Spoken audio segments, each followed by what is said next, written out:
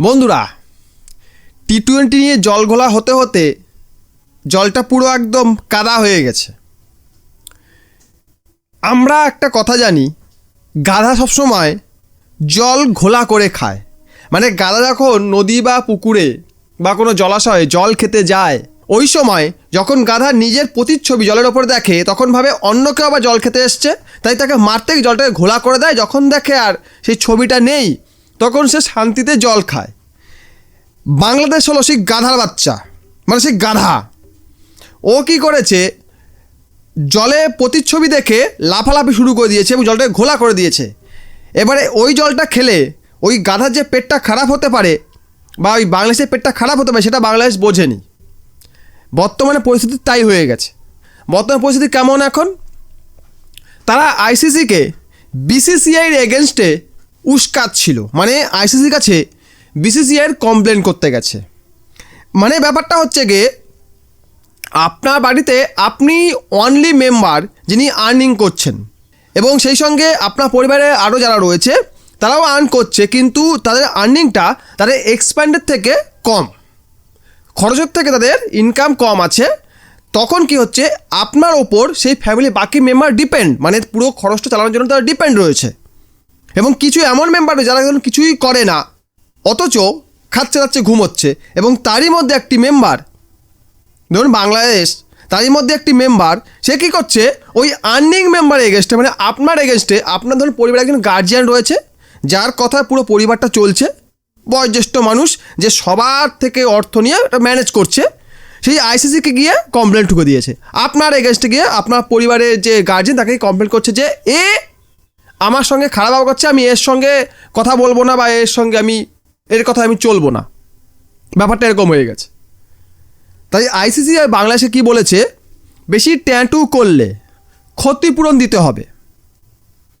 এই খবরটা নিশ্চয়ই পেয়েছে, ক্ষতিপূরণ দাবি করেছে আইসিসি, যে টাকা আমরা দেব না, উল্টো টাকা আমরা নেব। কিন্তু আরেকটা আমরা খবর পাচ্ছি, বাংলাদেশ মোটামুটি মুস্তাফিজুরের ইস্যু নিয়ে অনড় হয়ে গেছে, যে আমরা ভারতে খেলতে যাব না। তাদের স্পষ্ট কথা, আমরা ভারতে খেলতে যাব না, আমরা শ্রীলঙ্কায় খেলবো, আমাকে আয়ারল্যান্ডের সঙ্গে চেঞ্জ করে দেওয়া হোক। আমরা আয়ারল্যান্ডের জায়গায় আমরা খেলবো, আমাদের জায়গায় আয়ারল্যান্ড খেলবে। যেমন বাংলাদেশের বর্তমান ভেন্যু কি, কলকাতা এবং মুম্বাই, এবং আয়ারল্যান্ডের ভেন্যু হচ্ছে কলম্বো। তাহলে তারা বলছে যে আমরা কলম্বোয় খেলবো, আমরা মুম্বাই বা কলকাতায় খেলবো না। তাদের বক্তব্য এটা, বাংলাদেশের বক্তব্য। সেই সঙ্গে আয়ারল্যান্ড কি বলছে, আমরা বাংলাদেশের প্রস্তাব মানছি না, আমরা যেমন আছি তেমনই থাকবো। আমরা ওই পিচ নিয়ে রিসার্চ করেছি, ওই পিচে খেলার জন্য নিজেকে প্রিপেয়ার করেছি, হঠাৎ করে এখন বললে হবে আমরা যাব না। আয়ারল্যান্ড বেঁকে বসাতে বাংলাদেশে সেই প্রস্তাব ধোপে টিকলো না। 2 নম্বর কথা, আইসিসি এই প্রস্তাবটাকে নাকচ করেছে। কারণ কি, ধরুন আজকে বাংলাদেশের প্রস্তাব মেনে নিয়ে তাকে গ্রুপ চেঞ্জ করে দেওয়া হলো, এরপরে অন্য কেউ বলবে যে ওর হলে আমার কেন হবে না, আমারটা করতে হবে, আমি এই গ্রুপে খেলবো না, অন্য গ্রুপে খেলবো, বা ওর সঙ্গে আমাকে চেঞ্জ করে দেওয়া হোক। বলতেই পারে।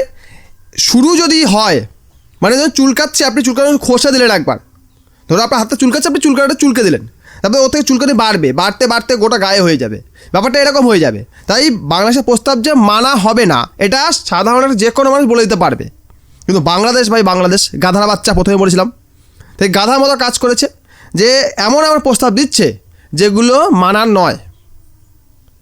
সর্বশেষ যেটা পাচ্ছি আমরা আপডেট, যে হয়তো টি-20 ওয়ার্ল্ড কাপ থেকে বাংলাদেশ নামক দলটা বাদ পড়তে পারে। তার জায়গায় কে খেলবে? স্কটল্যান্ড, যে বাদ গেছে র্যাঙ্কিংয়ের জন্য। সেই স্কটল্যান্ড এই টি-20 ওয়ার্ল্ড কাপে খেলার সুযোগ পাবে বাংলাদেশের জায়গায়। কারণ বাংলাদেশ বারবার যে কমপ্লেন করে আসছে, যে মুস্তাফিজুরকে ভারত বাদ দিয়েছে নিরাপত্তার ইস্যু দেখিয়ে। তাহলে যে বোর্ড একটা প্লেয়ারের নিরাপত্তা দিতে পারে না, তারা একটা দল এবং দর্শক, সেই সঙ্গে সাংবাদিক, এত মানুষ নিরাপত্তা কী করে দেবে? তার জবাবে আইসিসি কী বলেছে, ভারতে নিরাপত্তার ঝুনিত কোনো ইস্যু নেই, মানে নিরাপত্তা ঝুঁকি নেই। আপনারা স্বাচ্ছন্দ্যে গিয়ে ভারতে খেলতে পারেন, আদারওয়াইজ আপনারা টি-20 ওয়ার্ল্ড কাপ খেলছেন না। মানে টি-20 ওয়ার্ল্ড কাপ থেকে কার্যত বহিষ্কার হতে চলেছে, বাদ পড়তে চলেছে বাংলাদেশ। এই নিয়ে আপনার মতামত কমেন্ট বক্সে জানিয়ে যাবেন। ভিডিওটি ভালো লাগলে লাইক করবেন, বন্ধুদের সঙ্গে শেয়ার করবেন এবং আমার চ্যানেল নতুন হলে সাবস্ক্রাইব অবশ্যই করবেন। ভিডিও দেখার জন্য অসংখ্য ধন্যবাদ।